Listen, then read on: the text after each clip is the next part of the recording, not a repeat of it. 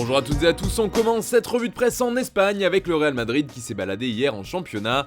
Une victoire 6-0 contre l'Levante avec notamment un premier triplé pour Vinicius Junior et la Casablanca qui arrive au galop vers Paris, résume AS. Car les Madrilènes déjà champions ne pensent désormais qu'à une chose, la finale de la Ligue des Champions qui aura lieu le 28 mai au Stade de France. A noter comme le rapporte AS mais également Marca que Karim Benzema a encore marqué. Et encore une fois qu'Abenwebe est entré un peu plus dans l'histoire de son club mythique. L'international français a inscrit son 323e but sous le maillot merengue, mais surtout il s'est hissé à la deuxième place du classement des buteurs de l'histoire du Real.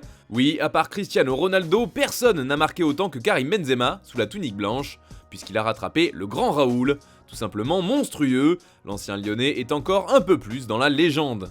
En Angleterre aussi, on met à l'honneur un grand buteur en la personne d'Harry Kane, car le capitaine et leader de Tottenham a porté les siens hier dans le derby de Londres. Auteur d'un doublé, il a bien aidé les Spurs à battre les Gunners 3-0.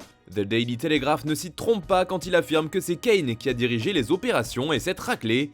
Ce vendredi, l'attaquant fait la une de tous les tabloïds qui le couvrent de louanges, à l'image du Daily Star qui affirme que personne ne peut le contenir.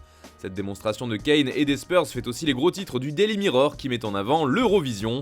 Car avec ce bon résultat, Tottenham se rapproche grandement des Gunners au classement, plus qu'un point d'écart entre les deux à 2 journées de la fin, pour cette 4ème place de Premier League synonyme de qualification en Ligue des Champions.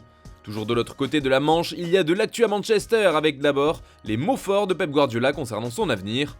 Le coach des Sky Blues a affirmé qu'il ne prolongerait pas à City, ou en tout cas que s'il devait le faire, il ne le ferait pas avant la fin de la saison prochaine, soit à l'issue de son contrat qui le lie au club mancunien. Une annonce qui fait forcément beaucoup de bruit en Angleterre, encore plus dans un quotidien de la ville de Manchester. D'ailleurs, le club voisin est également à l'honneur en couverture du Manchester Evening News, car les Red Devils ont fait une offre colossale pour un joueur du FC Barcelone.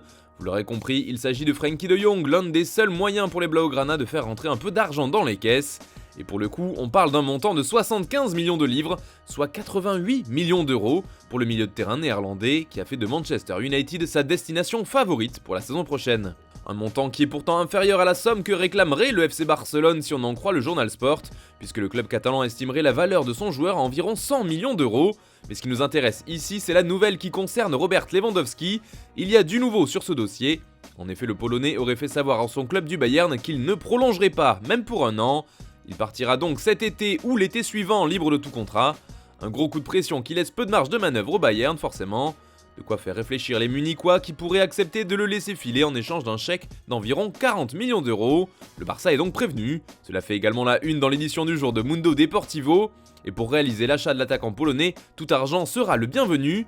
La vente de Philippe Coutinho est donc une belle nouvelle pour le club catalan. En effet, Aston Villa a levé officiellement son option d'achat. Elle s'élevait à environ 20 millions d'euros, auxquels pourront s'ajouter 50% de la plus-value future réalisée par les Villans lors de la future vente du Brésilien. Allez, direction l'Italie maintenant avec la Juventus qui fait parler, notamment son coach Massimiliano Allegri. Expulsé durant la finale perdue par la vieille dame contre l'Inter, le technicien italien divise les fans, explique la Gazzetta dello Sport. Le quotidien va même plus loin en titrant qu'Allegri casse la Juve.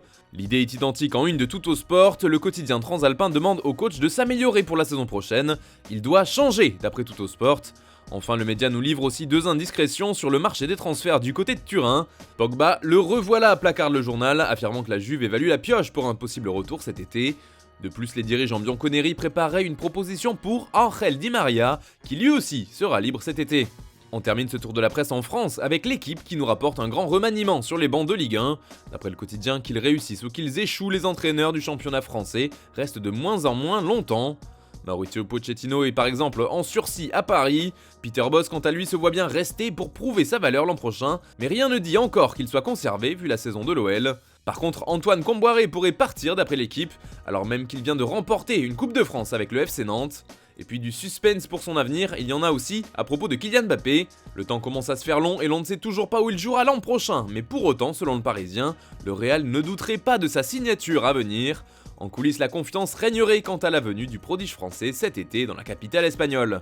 Voilà, c'est tout pour aujourd'hui, bonne journée à tous, on se retrouve tout à l'heure pour un nouveau JT sur Foot Mercato.